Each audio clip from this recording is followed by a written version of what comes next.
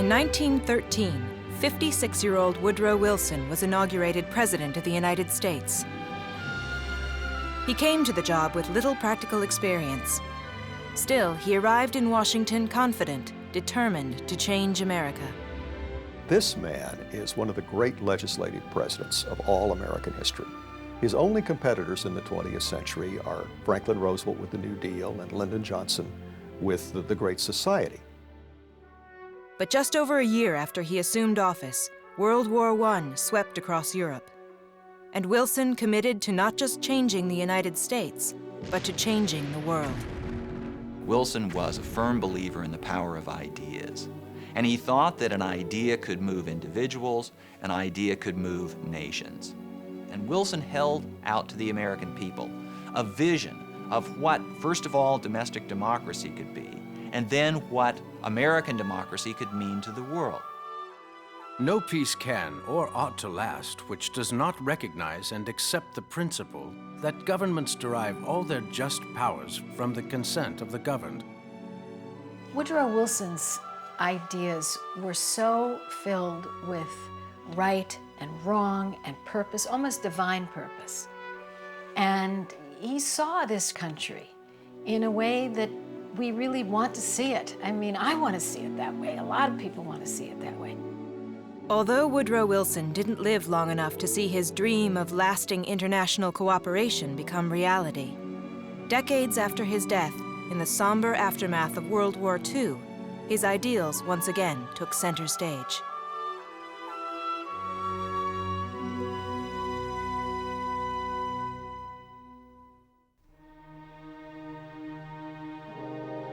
On December 4, 1918, President Woodrow Wilson boarded the USS George Washington and left New York Harbor, bound for Paris. 3 weeks earlier, World War I, the Armageddon that had turned much of Europe into a wasteland, had come to an end. In Paris, the Allies were gathering to discuss the future and to shape the peace. And it was Wilson who'd written the 14 points that were the basis for that peace. There must be not a balance of power, but a community of power. Only a peace between equals can last. However, Wilson's priorities weren't shared by everyone. For the Europeans, the war was almost the end of civilization as they knew it. In fact, an entire generation of young men had been decimated in Britain, France, and in Germany. For the United States, as important as the war was while it lasted, it was always somebody else's story. It was a story that was over there. That was the term for American troops, over there. The numbers of American dead and wounded were a small fraction of the numbers on the European side. So it's natural that the Europeans would have a different reaction to the peace conference, would have a different reaction to looking forward from the war than the Americans would. There's always the great question, should he have gone to Paris at all? A lot of people criticized him that he shouldn't have. Wilson simply didn't believe there was anybody who would fight as hard and as capably for what he believed in, the kind of program he wanted to see. There may be an excessive self-confidence there. If so, it was a confidence born early, and it was born out of a sureness that his actions were guided by a power greater than he. Thomas Woodrow Wilson, the son of a Presbyterian minister, was born in 1856. He grew up in the Blue Ridge Mountains of Virginia. Now, Woodrow Wilson himself didn't become a minister, although for a while he probably thought that he would. But even after he became President of the United States, he was a firm believer that God had a plan for the world and that things unfolded in the way they did because God designed them that way. Then when he went off to Princeton to college, the story was, and I think it's true, that he wrote back to his father that he'd made an amazing discovery. He said, "I've discovered I have a mind." That's when he began to really love to study. That's what got him on the road to being an academic. For 17 years, Professor Wilson taught politics and government. The more he studied politics, the more he was drawn to the great figures, the great politicians. He became convinced that there was no separating the politicians from the politics. And as often happens with academics, especially people like Wilson, who are quite smart and talented, at some point he realized, I could do this. After serving as president of Princeton University for 8 years and gaining a national reputation as a reformer, in 1910, leaders in the Democratic Party approached Wilson to run for public office, governor of New Jersey, and he spent 2 years as that state's chief executive. But for Wilson and his supporters, New Jersey's governor's mansion was only a stepping stone. They had their sights set much higher. As a candidate for president in 1912, Woodrow Wilson, a Washington outsider, faced 2 formidable opponents. William Howard Taft, the sitting president, was the Republican candidate, and former President Theodore Roosevelt was running as a progressive. Across the country, the divide between the haves and have-nots had been growing. The wealthy and the enormous corporations they controlled were coming under increasing scrutiny and criticism. Promising to make the government take a more active role in the lives of the people, Wilson campaigned as a friend of the common man. If out of our average men we can't get our great men, then we have destroyed the very springs of renewal in this America which we built in order to show that every man born of every class had the right and privilege to make the best of himself. He said, "I'm for the man on the make, not the man who is already made." His great example here is Lincoln. If this is a country where no matter how humbly you are born, you can rise to the top. And Woodrow Wilson did just that. On March 4, 1913, Wilson was sworn in as the 28th President of the United States. This is not a day of triumph. It is a day of dedication. Men's hearts wait upon us. Men's lives hang in the balance. Men's hopes call upon us to save what we will do. Who shall live up to the great trust? Who dares fail to try? Even people who didn't like him, even people who disagreed with him, found themselves moved by the power of his words. People wanted to sign on to whatever it was that Wilson was selling, whatever Wilson was preaching. And what Wilson was preaching was reform. To help finance his social programs, he pushed for passage of the 16th Constitutional Amendment, creating the income tax. Then, Wilson turned his sights on the nation's banks. In many respects, the most important accomplishment of Wilson's first couple of years was the creation of the Federal Reserve System, which answered the perennial question of American politics. Who's going to control the money system? Is it something that should be left to the bankers, or is it something that Congress, that the democratic system should run? In Wilson's Federal Reserve, interest rates would now be set by Washington, not by the bankers. Finally, to prevent unfair business practices, Wilson crafted the Federal Trade Commission. Though his agenda was popular, not everyone rallied behind him. African Americans and women came to see hypocrisy in Wilson's policies. Here was the most eloquent voice for freedom, for democracy. And yet, you know, more than half the population didn't even have the vote. And he could care less. He was so annoyed. I was gonna say at us, because, you know, those were my sisters back then. These women were standing outside the White House. They were holding their signs and they were saying, "Please, give us the right to vote, we deserve it." And what was his answer? "You're annoying me, you're embarrassing me." On the other hand, Wilson believed in higher education for women. All 3 of his own daughters went to college. 2 of them, by the way, became suffragists and used to bug him to try to get their father to come around to it. I wish I could be at the dinner table to hear them going after him on that. The other thing, too, is Wilson was both a Southerner by background and, frankly, a white American of his time. He was not a friend of African Americans. He was the ultimate segregationist in terms of what happened in the federal government.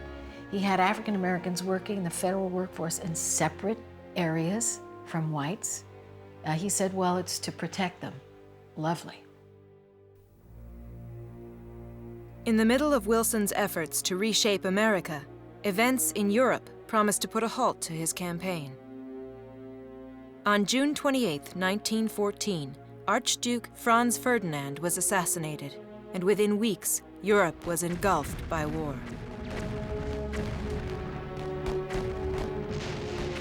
"4,000 miles away, Wilson maintained American neutrality. I venture, my fellow countrymen, to speak a solemn word of warning to you. The United States must be neutral in fact as well as in name during these days that are to try men's souls. It wasn't even adopted as a conscious choice. The idea that the United States would participate in a European war, fought for essentially, initially at least, European objectives, would have seemed preposterous to any American of the 19th century. As the tragedy in Europe escalated, another tragedy, this one much closer to home, enveloped the White House. Ellen, Woodrow Wilson's wife of 29 years and the mother of his 3 daughters, lay dying. When she died, he was cast into a very deep depression, and his friends realized that he was suffering enormously. He really had to drive himself to keep working as president. It was a very, very hard time for him, so that the kind of cautions of self-control and don't give in to emotions that he said to Americans were things he was saying to himself as well. But 7 months after Ellen Wilson's death, the 59-year-old widower was brought out of his depression. He was introduced to a 43-year-old socialite. Her name was Edith Bowling Galt. The pair were married in December of 1915. Edith Wilson played a much larger role in politics than Ellen Wilson, Wilson's first wife, had. Edith considered herself to be something of a political player. She pushed aside some of Wilson's former closest advisors, but of course, she had what she thought to be her husband's interest foremost at heart. Edith Wilson would retain enormous influence over her husband, and some would say over the presidency, for the rest of his life. In May of 1915, news from the North Atlantic made headlines. The German Navy sank the Lusitania, a British passenger liner, and nearly 1,200 were dead, more than 100 of them American. The country was stunned. But despite growing American outrage, Wilson remained determined to keep the country out of the war. In the 1916 presidential campaign, that became the Democrats' battle cry. Wilson was a clever enough politician to realize you don't run for election, or in his case, re-election, on a campaign of, I'm going to send your sons off to fight in a foreign war. So Wilson, without projecting into the future explicitly, campaigned on the platform of he kept us out of war. He's not promising that he's going to keep us out of war, but of course that's the implication. It was a strategy that paid off. Woodrow Wilson became the 8th man in history elected to serve a second term as President of the United States. Shortly after the election, the Germans announced their intention to begin unrestricted submarine warfare. All ships, regardless of their nationality, would be subject to attack. And in his March 1917 inaugural, Wilson prepared the country for what might lay ahead. We are provincials no longer. The tragic events through which we have just passed have made us citizens of the world. There can be no turning back. Our fortunes as a nation are involved, whether we would have it so or not. Wilson's fears became reality that spring. When the Germans start sinking American ships, then Wilson says, we can't live with this. He goes to Congress and he asks Congress for a declaration of war. And in a typical Wilsonian fashion, he asks not simply for a declaration of war to defend American neutral rights, to defend American interests, but a war to make the world, as he put it, safe for democracy. We seek no material compensation for the sacrifices we shall freely make. We are but one of the champions of mankind. The world must be made safe for democracy. Its peace must be planted upon the tested foundations of political liberty. And so Wilson, from the moment of American intervention, when he cast intervention as being to make the world safe for democracy, he's already thinking of the end game. He's thinking of the world after the war. He was thinking very big from the moment of American entry into the war. On April 6, 1917, the United States declared war against the German Empire. Delegating the military's day-to-day management to his generals, Wilson spent much of the next 8 months developing an ambitious plan, a plan to prevent all future wars. Wilson did understand something that other wartime leaders often forget, that the whole point of this is the peace that results. The whole point is not simply winning the war. What you have to win is the peace that follows. Wilson's peace plan had 14 points, and he unveiled it to the American people and the world in a speech before Congress early in 1918. It will be our wish and purpose that the processes of peace, when they are begun, shall be absolutely open. And for our part, we see very clearly that unless justice be done to others, it will not be done to us. Wilson envisioned a world where the oceans were safe for every nation, and where every culture was free to pursue economic and political independence. A beautiful idea of the world, instead of looking at itself as far as how I'm different from you, we come together and say, we have a common interest. We have a common interest in making sure our people are free. We have a common interest in making sure our people are safe. We have a common interest that there will be no war. His views had a sweep that was unprecedented, so that instead of America being the shining city on the hill that people had to look at and perhaps imitate, that America became an active player in propagating its views. The 14th of Wilson's points was his blueprint for a new organization, which he called the League of Nations. The League of Nations is the one, it's really the linchpin of Wilson's entire war and peace policy. Wilson believed that if the United States was on the winning side in the war and there was no League of Nations, then it all would have been for naught, because the same forces and influences that had caused the war in the first place would probably cause another war 10 years later.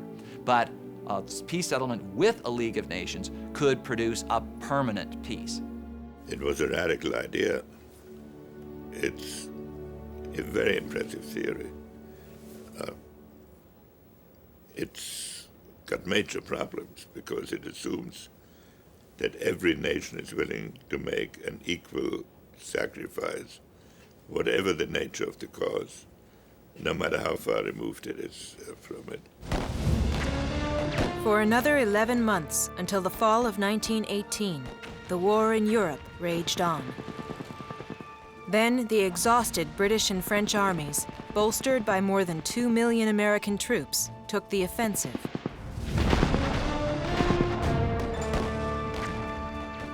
For the Germans, it marked the beginning of their end. On November 11th, they signed the armistice. The war was over, but the fight for peace had just begun.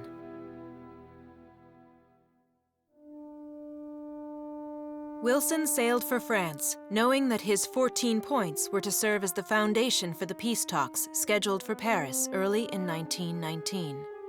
For the 62-year-old president, it was a moment of triumph. On his arrival, Wilson was hailed as a hero. The crowds that turned out were just extraordinary in Paris, London, Rome, children throwing roses at his feet, people lining up on the train tracks as his train car went by. It's really quite extraordinary. In some ways, it's too heady a moment. There are too many expectations there. This notion that everything is going to be great now, everything's going to be so totally different. It's wonderful, but it doesn't last.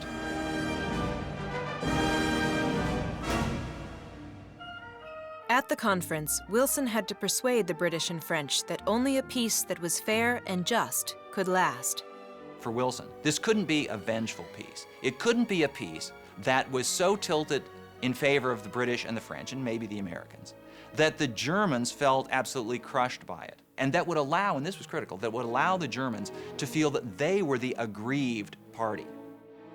The Allies, however, had other ideas. When he arrived in Paris, Wilson then inevitably found European nations that had never thought of his views, much less shared them.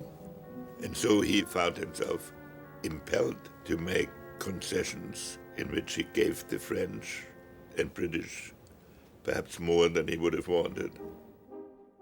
The British and French allowed Wilson to put the League of Nations at the top of the agenda. However, they insisted that they'd only sign on to the League if Germany was forced to pay for the devastation they'd caused. Ultimately, Wilson conceded to many of the British and French demands. Wilson compromised on issues of self-determination. For example, the idea that the people in the colonial regions should be able to have their own way. Well, he let that go by the board with respect to the Middle East. So the British and the French snapped up portions of the Ottoman Empire. But the principal concession that he made was that he reluctantly agreed to the British and French decision really to put the screws to Germany, or as David Lloyd George, the Prime Minister of Britain, said, to squeeze the German orange until the pips squeaked. And so he accepted the idea that Germany would bear responsibility for this huge reparations payment. On June 28th, in an elaborate ceremony in the Hall of Mirrors, the Treaty of Versailles was signed. The Germans, it was agreed, would be forced to pay billions in reparations. And Wilson's League of Nations had survived the negotiations intact. With his dream of a new world order seemingly within reach, Wilson returned home, but there remained one last hurdle. Wilson had to sell it to the American Senate. It wouldn't be easy. Wilson suffered from the fact that the Paris Peace Conference lasted nearly 6 months, so that by the time he came back from Paris, the war had been over 9 months. The American people had turned largely away from their war mindset, from their thinking about the war, to affairs of peace. Wilson brings home this peace treaty, and it's almost by this time in American politics and life an afterthought. Oh gosh, that war, that seems so long ago. And now the president is asking us to do what? On Capitol Hill, the Senate, led by conservative Republicans, viewed the Treaty of Versailles and the League of Nations with skepticism, and they vowed to prevent Wilson from getting the votes he needed. In the fall of 1919, Wilson committed to letting the American people decide. He took his appeal directly to them. For 3 weeks, he kept up a grueling schedule, delivering 40 speeches and covering 10,000 miles. I can predict with absolute certainty that within another generation there will be another world war if the nations of the world do not concert the method by which to prevent it. Wilson's efforts seemed to be succeeding. And as he swung across the northern tier of states, as he went along the West Coast, as he started coming back, every place he went, reporters who followed the train indicated that he was making progress, that people, when they could hear Wilson speak, they became increasingly persuaded that he was on the right track. On September 25th, Wilson made an appearance in Pueblo, Colorado. We have accepted the truth, and we are going to be led by it. And it is going to lead us, and through us, the world, out into the pastures of quietness and peace, such as the world has never dreamed of before. This was the last public speech that Woodrow Wilson gave as President of the United States. Wilson, who had suffered from high blood pressure for years, had pushed himself too far. He was rushed back to the White House, where 1 week later, he suffered a massive stroke. Without Wilson's ardent and vocal support, his dream evaporated. In the spring of 1920, the Senate voted against American participation in the League of Nations and refused to approve the Treaty of Versailles. In certain respects, Wilson succeeded better for the rest of the world than he did for the United States. The Treaty of Versailles was signed, it took effect. The League of Nations was created, and it admitted members and engaged in diplomacy for the next 15 years. The treaty was flawed by the absence of the United States. The League was flawed by the non-participation of the United States. Woodrow Wilson, who'd begun his presidency with such great vitality and accomplishment, was left disabled and disoriented. And though his health improved, Wilson was never the same. The worst crisis of presidential disability we've ever had was Woodrow Wilson's stroke. But he never fully functioned as president again. I mean, the last 17, 18 months of his presidency, he is not a fully functioning president. The government limped along in different ways. It was largely covered up. Mrs. Wilson, to some extent, was a regent. She controlled access to the president. I think we also know that the person who controls access to the president, access of people, access of information, to some extent controls the president, and she did. Too sick to leave his car for his successor's inauguration, Wilson spent his final years in Washington, for the most part, out of the public eye.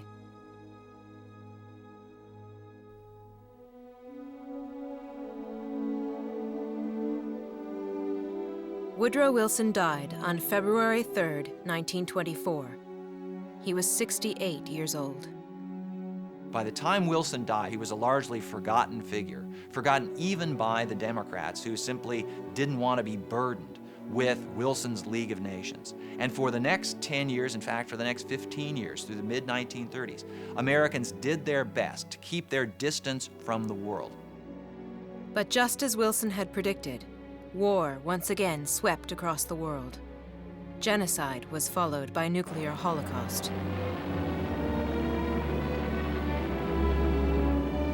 Wilson's policies were reappraised.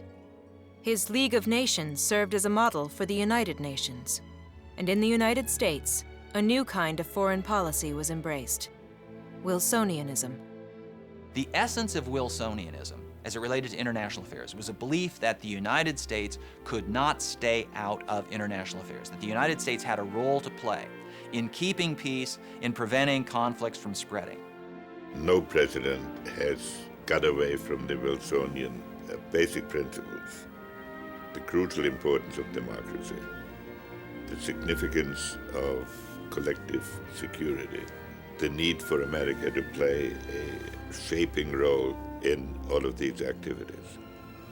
And even people who have some doubts about how Wilson shaped the post-World War I settlement, like myself, recognize the crucial importance of Wilsonian thinking.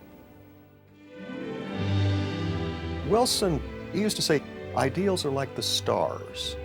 We navigate by the stars. They point our direction to us. He said, but we're not trying to reach the stars. Our task is to sail the ship on the seas. We have tide, we have wind, we have obstacles. So he's an idealist, but he's always an idealist with his feet on the ground.